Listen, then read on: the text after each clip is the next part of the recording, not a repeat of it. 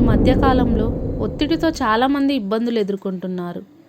అయితే మన జీవితంలో పాటించే విధానాలతో దీనిని తగ్గించుకోవచ్చు. డిప్రెషన్తో బాధపడేవారు నిద్రలేమి, అలసట, నీరసం, డిప్రెషన్, అసంతృప్తితో ఉంటారు.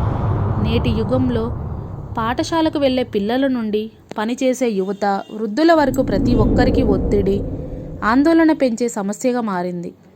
ఒత్తిడికి లోనైతే ఆలోచనలు ఘోరంగా ఉంటాయి. ఒత్తిడి మానసిక స్థితిని మాత్రమే కాకుండా శారీరక స్థితిని కూడా ప్రభావితం చేస్తుంది. దీన్ని ఎదుర్కొనేందుకు కొన్ని మార్గాలు ఉన్నాయి. జీవితాంతం అందరికీ సుఖం లభించదు, ఇదే సత్యం.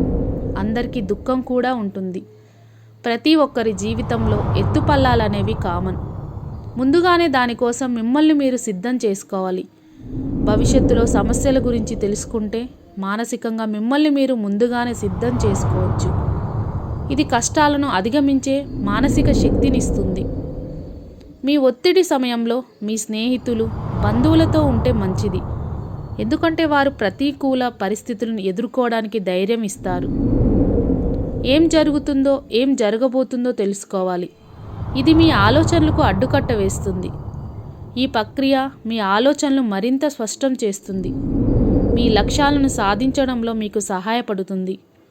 ఎల్లప్పుడూ విశ్వాసంతో ఉండాలి. మీ ఒత్తిడితో కూడిన భావాలను ఇతరులకు తెలియజేయడం ఒక గొప్ప మార్గం. మీరు మీ కోరికలు, ఆలోచనలు ఇతరులకు స్పష్టంగా తెలపాలి. దాని గురించి నిజాయితీగా ఉండడానికి ఇది మీ సంబంధాలను మెరుగుపరచడంలో కూడా సహాయపడుతుంది. మీరు ఒత్తిడికి లోనవుతున్నట్లయితే సత్యాన్ని అంగీకరించండి. దానిని ఎదుర్కోవడానికి సిద్ధంగా ఉండండి. ఎందుకంటే సత్యాన్ని ఎదుర్కోవడం తప్ప మరో మార్గం లేదు. జీవితంలో జరిగేది అదే. చాలామంది ఒత్తిడిని తగ్గించుకోవడానికి ధూమపానం, మద్యం, డ్రగ్స్ ఆశ్రయిస్తారు. మీకు కొంత సమయం అవసరమైతే ఒత్తిడిని మరిచిపోయేలా చేస్తుంది. కానీ అంతర్లీనంగా ఉన్న సమస్య అంతం కాదు.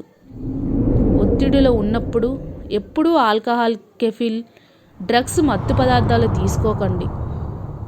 ఇతరులతో మీ సంబంధాలు సంతృప్తికరంగా, బాధాకరంగా, ఒత్తిడితో కూడుకున్నవిగా కూడా ఉంటాయి.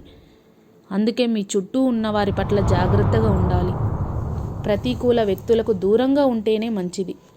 అది మీ స్నేహితులు, బంధువులు లేదా పరిచయస్తులు కూడా కావచ్చు. మీరు ఆరోగ్యంగా ఉంటే ఒత్తిడి నుండి దూరం చేయొచ్చు. మీ బలాన్ని, సమతుల్యతను కాపాడుకోవడానికి, రోజువారీ జీవితంలో సవాళ్ళను ఎదుర్కోవడానికి పోషకమైన ఆహారం తీసుకోండి.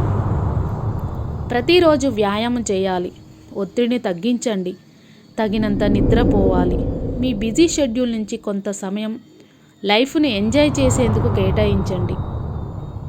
ఒత్తిడి భరించలేనంతగా ఉంటే వెంటనే సైకియాట్రిస్ట్కు సంప్రదించాలి. ఇది ఒత్తిడిని తగ్గించడానికి, మీ జీవితాన్ని మెరుగుపరచడంలో మీకు సహాయపడుతుంది. ముందుగా ఒత్తిడితో కూడిన సమస్యను గుర్తించండి.